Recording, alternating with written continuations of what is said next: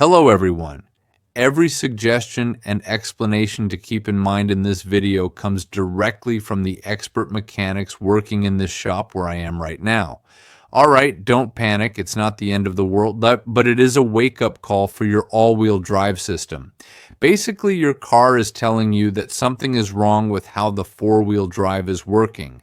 The first thing you need to understand is that this can be caused by several things, from something as simple as a dirty sensor to more serious problems with the differential mechanics. Luckily, the mechanics here agree that most of the time it's nothing catastrophic. Your car just wants you to pay attention before things get worse. Let's talk about the sensors, which are usually the number one culprit.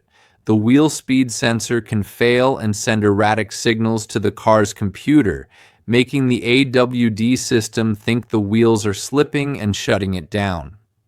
Another common suspect is the steering angle sensor, which helps the system distribute power correctly.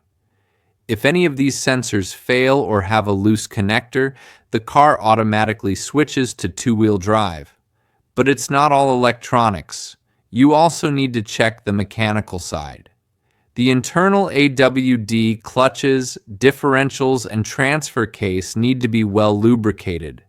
If the fluid is low or dirty, the system detects resistance and shuts down. Now, if you want to start working some magic on your own, the first step is the simplest.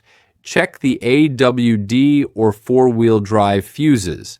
It sounds basic, but believe me, more than one mechanic on forums has saved cars from expensive repairs just by doing this.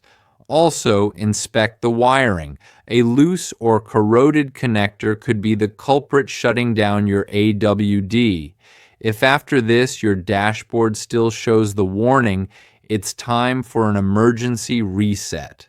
Turn off the car, disconnect the battery for about 10 to 15 minutes, and then reconnect it. This trick from the mechanics usually clears temporary electronic errors and sometimes brings the AWD back to life without spending a dime. Keep in mind, this doesn't fix mechanical problems, but it gives you a clear clue if the issue was purely electronic. After the reset, take the car for a gentle test drive. Start slowly and see if the message comes back. And here's a golden tip I got from the expert mechanics in the shop. Many times, the AWD shuts off due to a dirty or poorly connected sensor.